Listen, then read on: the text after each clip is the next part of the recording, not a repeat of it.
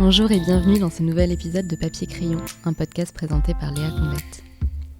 La nouvelle est tombée le jeudi 12 mars. Pour lutter contre l'épidémie du Covid-19, les écoles devront être fermées pour au moins 3 semaines.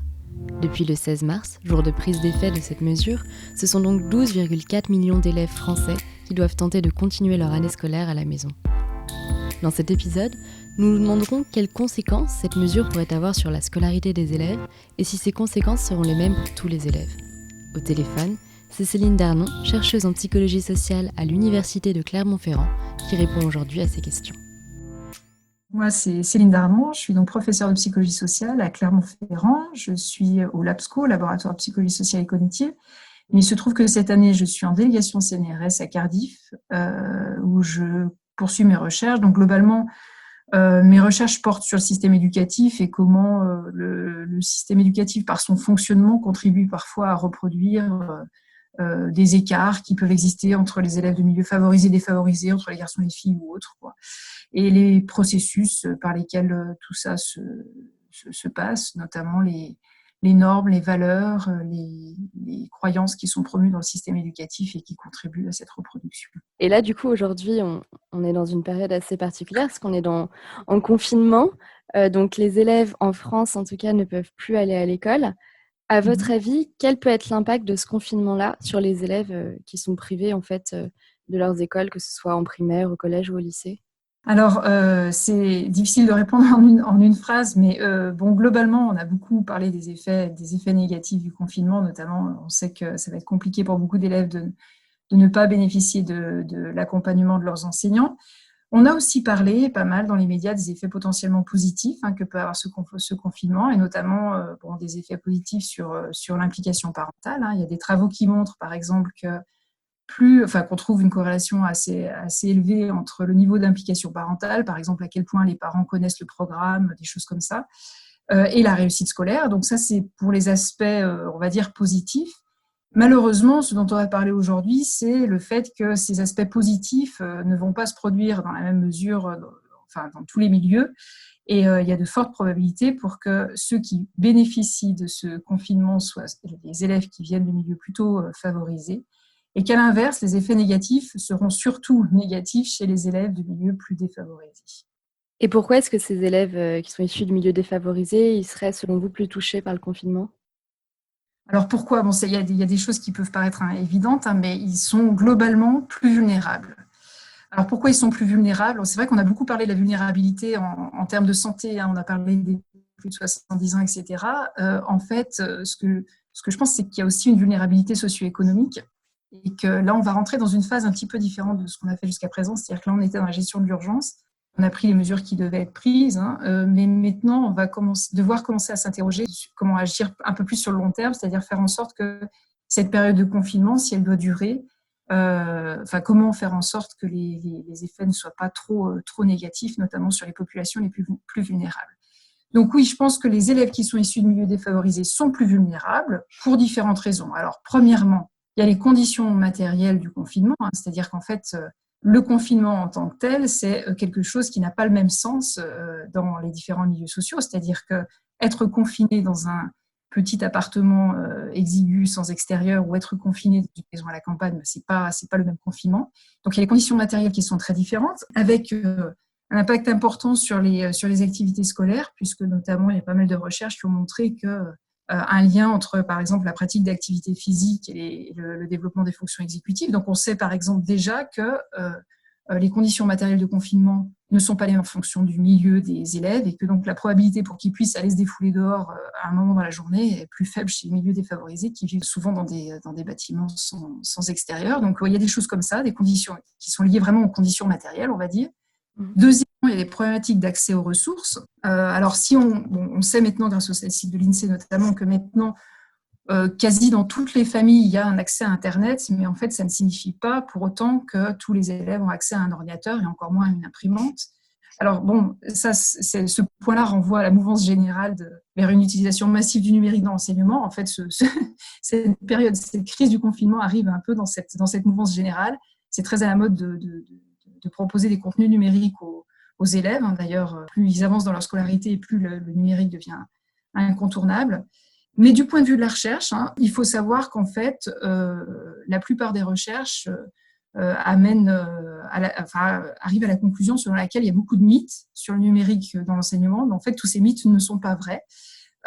Et on n'apprend pas forcément mieux quand on a recours au numérique que quand on est en train de travailler sur une tâche qui peut paraître pourtant plus ennuyeuse. Il y a cette idée que parce qu'on fait du numérique, c'est plus drôle, mais en fait, c'est pas forcément vrai. C'est un des mythes, mais il y en a beaucoup. Ce qu'on oublie surtout quand on réfléchit, quand on discute de ces outils numériques très à la mode, c'est déjà simplement que l'accès au numérique n'est pas le même pour tous. Alors, par exemple, globalement, sur les personnes résidant en France, on a, je crois, plus de 80% des familles qui ont un accès à Internet, idem pour les ordinateurs et les tablettes. Mais cet accès dépend, là encore, énormément du niveau de vie, puisqu'en fait, les statistiques indiquent que dans les familles qui sont issues des 20% des ménages les plus modestes, on a seulement 70% des familles qui ont accès donc à un ordinateur. À l'inverse, c'est 91% chez les plus aisés. Et je ne parle pas de l'imprimante, sachant que là, il y a beaucoup de contenus qui nécessitent d'être imprimés. Donc, on a déjà un problème. Alors, au-delà du problème problème des conditions matérielles de confinement, on va dire, on a aussi un problème d'accès qui est très inégal aux supports nécessaires pour faire les devoirs à la maison, puisque la plupart des supports passent par Internet. Et encore en plus de tout ça, j'ai envie de dire, au-delà de l'accès, se pose la question de la familiarité avec l'outil informatique, qui est forcément plus élevée chez les parents exerçant une profession du secondaire ou du tertiaire, qui se trouvent être aussi les professions les plus rémunératrices, donc qui corrèlent à nouveau avec le statut social, avec le niveau de vie, que les parents du secteur primaire. Donc, autrement dit, si on doit résumer ce deuxième point, dans les milieux plus aisés, on a non seulement plus d'ordinateurs par personne, mais en plus, on sait plus facilement les utiliser efficacement. On a plus l'habitude de les utiliser efficacement, on va dire. Voilà. Ok, est-ce que ça veut dire que les parents qui viennent de milieux défavorisés seraient moins compétents en fait à accompagner leurs enfants dans cette scolarité à la maison? Alors non, pas du tout, et c'est bien que vous posiez la question parce que parfois on pourrait avoir l'impression que c'est ce que montrent les recherches, mais pas du tout. En fait, ce que ça montre surtout, c'est qu'il y a une familiarité avec notamment les outils numériques, mais c'est pas le seul point. Il y a une familiarité avec globalement l'arbitraire culturel de l'école qui est très variable en fonction du milieu socio-économique. Donc, voilà, j'allais enchaîner sur le fait que il y a l'accès au numérique, il y a les conditions dans lesquelles sont faits les devoirs à la maison, mais il y a aussi le fait qu'on sait depuis les travaux de Bourdieu, par exemple, que les pratiques, le langage, les valeurs qui sont à l'œuvre dans le système éducatif sont beaucoup plus en adéquation avec les valeurs, le système, le langage des familles aisées qu'avec celles des familles plus défavorisées. Donc, bien sûr, ça ne veut pas dire qu'il y a une moindre compétence, mais simplement une moindre familiarité avec cet arbitraire culturel, c'est-à-dire celui qui est promu qui est à l'œuvre dans le système éducatif. Ça signifie que même si les élèves étaient équivalents en termes d'accès aux ressources pédagogiques en ligne, ce qu'ils ne sont pas, mais même s'ils l'étaient, il y aurait de toute façon une différence en termes, on va dire, d'équipement culturel pour accompagner les élèves. Donc, les parents n'ont pas la même familiarité avec tous ces codes. Or, ce qu'on sait aussi grâce à de nombreuses recherches, c'est que lorsqu'on ne connaît pas les codes, on va vite se retrouver en situation de surcharge cognitive, c'est-à-dire que c'est extrêmement difficile de décrypter un message, de travailler, d'essayer de se concentrer, de mémoriser, si en plus on est en train d'essayer de comprendre ce que l'enseignant veut nous faire faire. Voilà. Donc ça va générer une surcharge cognitive qui est peu propice au développement des apprentissages, globalement. Donc, pour répondre à cette question, effectivement, non, ça ne veut bien sûr pas dire qu'ils sont moins compétents. Et j'ajouterais même que c'est important de distinguer le souci de bien accompagner la scolarité, qui est présent chez tous les parents, des conditions d'accompagnement. Alors, en particulier, les parents, quel que soit leur milieu socio-économique, sont soucieux de bien accompagner la scolarité des élèves, notamment parce qu'ils ont conscience, c'est particulièrement le cas en France, de l'importance des diplômes pour déterminer ensuite leur vie future. Donc, il y a vraiment ce souci de bien accompagner qui est présent chez tous, mais les conditions d'accompagnement qui sont très variables d'un milieu à l'autre. C'est plus difficile d'accompagner la scolarité des élèves dans les milieux défavorisés, entre autres pour toutes les raisons dont on a discuté. Mais voilà, on a moins de place pour le faire, on a moins d'accès aux ressources, on a moins de temps, et en plus, on est moins familier avec cet arbitraire culturel qui, en plus, peut nous devoir accompagner son enfant quand soi-même on a pu être confronté à des difficultés scolaires, c'est extrêmement compliqué. parce que ça nous ramène à notre identité de mauvais élève, avec tout ce qui y est associé. D'accord. Et du coup, ça, c'est un phénomène qui est spécifique au confinement, parce que j'ai l'impression que c'est quelque chose qui peut avoir un impact, en fait, même dans la scolarité normale, quand les élèves peuvent aller à l'école. Alors oui, complètement. En fait, c'est des phénomènes qui s'observent tout le temps et qui sont connus, je le redis, depuis très longtemps. Donc ces phénomènes ne se limitent pas aux situations de confinement. Toutefois, la particularité du confinement, c'est qu'elle risque d'accélérer ces processus. Pourquoi ? Parce qu'elle fait davantage reposer les apprentissages sur ce qui se fait à la maison plutôt qu'à l'école. Alors ça peut paraître là aussi une banalité, mais il y a pas mal de recherches qui ont été conduites par des psychologues, des sociologues, des chercheurs en sciences de l'éducation, qui ont mis en évidence l'existence d'une sorte de... Alors, ce qu'ils appellent le Summer Learning Gap ou Summer Setback, c'est en fait cet effet qui traduit le phénomène suivant. Les enfants issus de familles socio-économiquement avantagées et défavorisées affichent des gains similaires en matière de compétences scolaires pendant l'année scolaire. Autrement dit, quand ils sont à l'école, ils progressent tous. Voilà.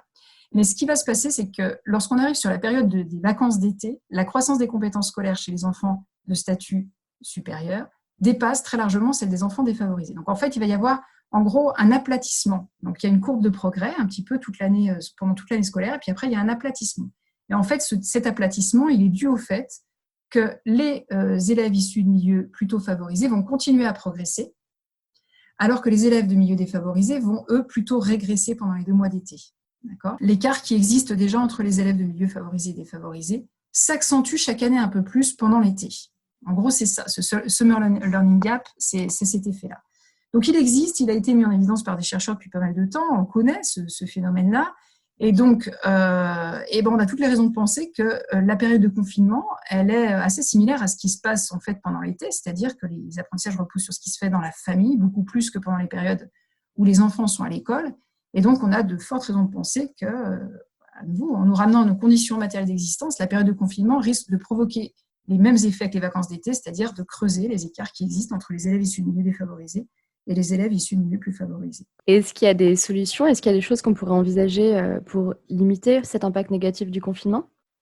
Alors ça, c'est une question à laquelle il est extrêmement difficile de répondre. Entre autres, une des raisons pour lesquelles je pense que c'est difficile de répondre à cette question, c'est que on est dans une situation d'urgence de gestion de la crise et que, on l'a vu, la priorité pour tous, pour l'instant, c'est de se protéger, d'éviter la propagation de la maladie. Donc, dans une situation comme celle qu'on est en train de vivre en ce moment, je pense que la question des inégalités sociales devient en fait, en quelque sorte, assez secondaire pour la plupart des gens. C'est-à-dire qu'on a l'impression que la priorité, c'est de ralentir la propagation de la maladie. Et finalement, on a presque l'impression que s'interroger sur les inégalités sociales, ça devient quelque chose d'assez secondaire. Le problème, c'est que, comme je l'ai évoqué tout à l'heure, je pense que jusqu'à présent, on était dans la situation de gérer l'urgence, on va dire, mais là, on va entrer dans une nouvelle phase qui va être plus orientée sur quelles solutions on peut trouver à long terme pour réduire l'impact négatif du confinement. Et donc là, la question des inégalités, elle va devenir particulièrement importante. Donc, c'est difficile de répondre à cette question, mais je pense qu'il y a quand même quelques éléments qui peut-être peuvent être avancés, à voir après comment on pourrait les transformer en action. Mais premièrement, je pense que c'est une erreur de considérer que le confinement est le même pour tous. Je l'ai déjà dit tout à l'heure, mais je pense qu'il est important d'admettre que le confinement n'a pas le même sens pour tous et que par conséquent, on pourra envisager que les mesures soient adaptées en fonction du milieu dans lequel les individus évoluent. Autrement dit, on pourrait avoir des mesures de confinement qui ne soient pas les mêmes, on va dire par exemple dans un milieu, dans un quartier où on a beaucoup de personnes qui vivent en maison avec jardin, que dans un quartier plus défavorisé où on sait qu'il y a une forte concentration de logements plus petits. Alors, bien sûr, ça pose la question de l'égalité. C'est-à-dire que souvent, par souci d'égalité, on se dit on va appliquer la même mesure pour tout le monde. Sauf qu'en fait, l'égalité n'est pas là. C'est-à-dire qu'appliquer la même mesure pour tout le monde, c'est justement mettre les gens dans des situations d'inégalité. D'accord ? Donc, imposer un confinement strict à tout le monde, c'est imposer imposer des conditions très différentes aux individus de milieux favorisés ou défavorisés. Donc, une possibilité, ça pourrait être de commencer à réfléchir à adapter les mesures en fonction du milieu dans lequel les individus évoluent. Après, deuxièmement, là, c'est plus sur la question de l'accompagnement scolaire. On l'a vu, un des problèmes, c'est la familiarité avec l'arbitraire culturel qui n'est pas le même en fonction des familles, et aussi le recours au numérique qui pose d'importants problèmes pour la question des inégalités sociales. Donc, j'aurais tendance à penser que nous devons maintenant commencer à soutenir toutes les actions d'accompagnement scolaire qui ne passent pas par Internet et qui n'impliquent pas de recours systématique à l'informatique. Alors, c'est très compliqué en période de confinement puisque c'est un petit peu le seul lien qu'on a avec l'extérieur. Mais les enseignants ont compris ça depuis bien longtemps puisque depuis le début du confinement, on voit des initiatives de ci, de là, d'enseignants qui, par exemple, impriment les documents et vont les déposer dans des boîtes aux lettres, d'enseignants qui téléphonent à leurs élèves pour garder le lien, etc. Donc, c'est vraiment remarquable ce qu'ils mettent en place. Ils le font parce qu'ils savent effectivement que certains de leurs élèves n'ont pas accès à Internet, ou en tout cas ont peut-être un accès dans la famille, mais avec un seul outil pour 5 personnes, etc., et que ça va être compliqué. Donc, je pense qu'il faut soutenir les actions qui ne passent pas par Internet. Et une manière de le faire, ça pourrait être aussi de peut-être jouer un peu sur sur l'élan de solidarité et de collectif qu'on observe en ce moment. C'est-à-dire que là, on est en situation de crise et on voit, c'est quelque chose d'assez remarquable, mais il y a un vrai élan de solidarité. Les gens ont envie de s'entraider, etc. Donc, je me dis peut-être qu'il faudrait envisager de profiter de cet élan de solidarité pour favoriser l'entraide et pour que certaines personnes se proposent pour aider les élèves qui ont besoin d'accompagnement dans les devoirs. Alors, il faut voir le format que ça pourrait prendre. Bien sûr, c'est compliqué de le faire par visio s'ils n'ont pas Internet, mais ça pourrait être un accompagnement par téléphone. Alors, on pourrait imaginer, par exemple, que des personnes qui sont elles aussi confinées, je pense à des étudiants, des retraités, des personnes volontaires, bien sûr, c'est sur la base de volontariat. Ces personnes pourraient être mises en contact avec des élèves qui ont besoin d'un soutien scolaire ou d'un accompagnement spécifique dans les devoirs. Et on pourrait imaginer, par exemple, je ne sais pas, le lundi de 5h à 6h, telle personne de telle famille sera en contact avec telle autre personne qui, par téléphone, passera 1 heure avec elle à lui réexpliquer comment faire une multiplication ou autre. Donc, voilà, un système d'entraide et de solidarité. Et je pense vraiment que dans le contexte qui est le nôtre actuellement, on n'aurait aucune difficulté à trouver des bénévoles prêts à faire ça. Voilà, donc après, c'est des pistes de réflexion, de choses qui pourraient probablement être envisagées pour la suite. Et puis, je pense qu'après, d'une manière un peu plus générale, on va dire à plus long terme, je pense qu'il faut vraiment concentrer les moyens sur les populations les plus vulnérables, sachant que cette vulnérabilité dont on a déjà parlé, elle est aussi susceptible de se renforcer dans les mois qui viennent, puisqu'on sait aussi que beaucoup de personnes vont perdre leur emploi et potentiellement se retrouver en situation de grande précarité. Donc, il va devenir plus que urgent, dans les mois qui viennent, de concentrer les moyens sur les populations les plus vulnérables. À ce sujet-là, je ne sais pas si... je pense que ça peut être important de rappeler qu'avant cette crise du Covid-19, la France était en grève sur la réforme des retraites, sur la loi de programmation pluriannuelle de la recherche, et j'en passe. Et que dans tous les secteurs, un point qui revenait très, très régulièrement, c'était la manière dont les politiques actuelles contribuaient à entretenir et générer de la précarité. Et bon, après, c'est vrai que cette crise un peu du Covid nous a fait oublier cette France qui était la France dans laquelle la crise est arrivée. Donc, même si cette crise nous a fait peut-être un petit peu oublier nos revendications, je crois qu'à terme, il faut garder à l'esprit que ce virus l'ensemble de cette crise liée au virus va renforcer les inégalités. Dans ce contexte, il est tout à fait urgent de concentrer de gros efforts sur les populations qui en ont le plus besoin et réfléchir à la mise en place de politiques qui permettent de lutter efficacement contre la pauvreté, qui va devenir vraiment un souci de plus en plus important dans les mois qui viennent. Pour terminer, si vous aviez un ouvrage à conseiller aux auditeurs sur le sujet ou alors même sur des thématiques qui ont été abordées, des phénomènes comme le Summer Gap ou des choses comme ça? C'est difficile de donner une référence sur ce sujet précisément puisque la crise, on est en train de la vivre. Donc, voilà, le temps de la recherche, c'est le temps de la recherche. Donc, on n'a pas encore d'écrit sur la question de la gestion d'une crise comme celle-ci. Par contre, c'est vrai qu'il y a un ouvrage que je recommande très souvent Bon, d'une part, parce que c'est un ouvrage qui, moi, m'a vraiment marqué en tant que chercheur, en tant que personne. Et bon, alors malheureusement, il est en anglais. C'est un ouvrage qui rapporte une théorie qui peut paraître assez ancienne en psychologie sociale, mais qui en même temps pose vraiment les fondamentaux. Et le relire nous rappelle à quel point toutes ces choses-là sont encore d'actualité. C'est un ouvrage qui s'appelle Social Dominance, donc de Sidanius et Prato, qui rapporte une théorie de psychologie sociale qui s'appelle la théorie de la dominance sociale. Et je trouve que c'est un ouvrage qui est très éclairant sur les relations qui existent entre les groupes, notamment les relations hiérarchiques, et tout ce qui existe et qui a lieu dans la société, qui, in fine, a pour effet de maintenir les inégalités qui existent entre les groupes. Cet épisode de Papier Crayon touche à sa fin.